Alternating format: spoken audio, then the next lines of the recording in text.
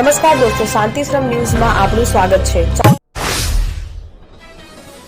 આજે બનાસકાંઠા અને વાવ-થરાદ જિલ્લામાં ડીસા, દિયોદર, થરાદ, પાલનપુર, ધાનેરા અને વડગામમાં બાબા સાહેબ આંબેડકર સાહેબની 135મી જન્મ જયંતિની ઉજવણી કરવામાં આવી। નગારા અને ડીજે સાથે બાબા સાહેબની 135મી જન્મ જયંતિની રેલી નીકાળવામાં આવી। બાબા સાહેબ આંબેડકર અમર રહો અને જય ભીમના નારાઓ સાથે સમગ્ર વાતાવરણ ભીમમય બન્યું।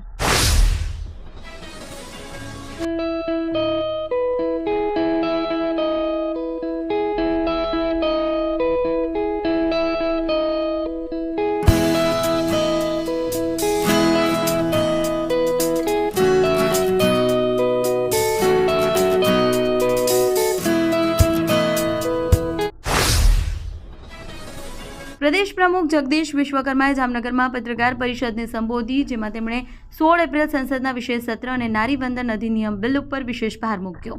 તે અગાઉ લાલ બંગલા સર્કલ ખાતે ભારત રત્નથી સન્માનિત ડોક્ટર બાબા સાહેબ ભીમરાવ આંબેડકરની પ્રતિમાને પુષ્પાંજલિ અર્પણ કરી હતી। મુખ્યમંત્રી ભૂપેન્દ્ર પટેલે ગાંધીનગર ખાતે ડોક્ટર બાબા સાહેબ આંબેડકરની 135મી જન્મ જયંતિએ પુષ્પાંજલિ અર્પણ કરી। વિધાનસભા અને પ્રેરણાભૂમિ ખાતે આયોજિત કાર્યક્રમમાં અધ્યક્ષ શંકરભાઈ ચૌધરી અને મંત્રીઓ પણ ઉપસ્થિત રહ્યા। ભારતીય બંધારણના ઘડવૈયા અને ભારત રત્ન બાબા સાહેબ આંબેડકરની 135મી જન્મ જયંતિ નિમિત્તે ગાંધીનગર ખાતે વિવિધ કાર્યક્રમોનું આયોજન કરવામાં આવ્યું હતું। અમદાવાદ મહાનગરપાલિકાની આગામી ચૂંટણીનો ધમધમાટ તેજ બન્યો છે।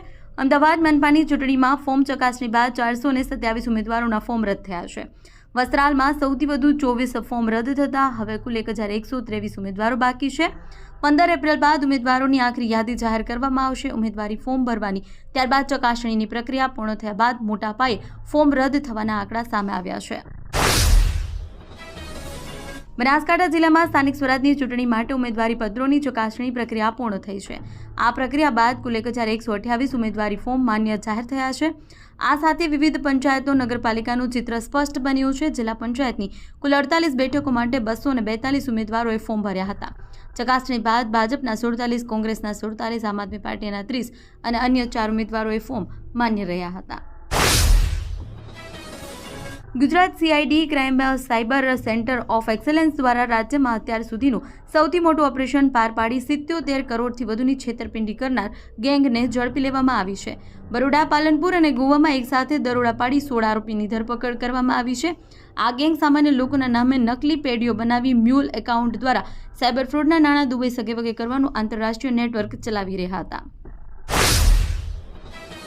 દિયોદર પંથકમાં શિક્ષણનું અનેરું ધામ એટલે Shri Tapasvi college of nursing તેમજ શ્રી તપસ્વી આર્ટ્સ કોલેજ, જ્યાં છે સંપૂર્ણ AC, CCTV, WiFi, digitally updated campus, BSc nursing સહિતના અનેક કોર્સમાં આજે જ પ્રવેશ માટે સંપર્ક કરો। Tapasvi college of nursing, Deodar. Banaskantha range પોલીસે પાલનપુર શહેર પોલીસ સ્ટેશન વિસ્તારમાંથી ભારતીય બનાવટના વિદેશી દારૂની મોટી હેરાફેરી ઝડપી પાડી છે।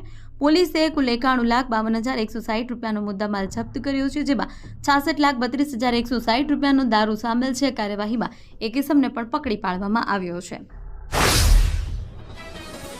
ગુજરાતમાં સ્થાનિક સ્વરાજની ચૂંટણી પૂર્વે રાજકીય માહોલ ગરમાયો છે। ડીસા તાલુકાના મુડેઠા ગામે જિલ્લા પંચાયત સીટ પર ભાજપ, કોંગ્રેસ અને આમ આદમી પાર્ટી વચ્ચે ત્રિપાંખીયો જંગ જામ્યો છે। આ સંદર્ભે મુડેઠા ગામે શ્રી નકલંગ ભગવાન મંદિરે ભાજપના ઉમેદવાર અલ્કેશભાઈ જોશીની ઉપસ્થિતિમાં એક ખાસ બેઠક યોજાઈ। સુરતના સરથાણા જગતનગર વિસ્તારમાં આવેલી સંત દેવીદાસ સોસાયટી યુદ્ધના મેદાનમાં ફેરવાઈ ગઈ છે।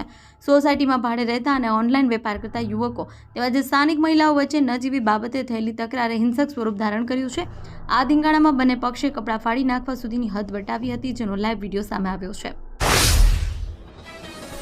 સુરત શહેરમાં ટેક્સટાઇલ હબ ગણાતા બાડેઠા વિસ્તારમાં આવેલા મિલેનિયમ માર્કેટ 2માં આજે અચાનક આગ ફાટી નીકળી છે।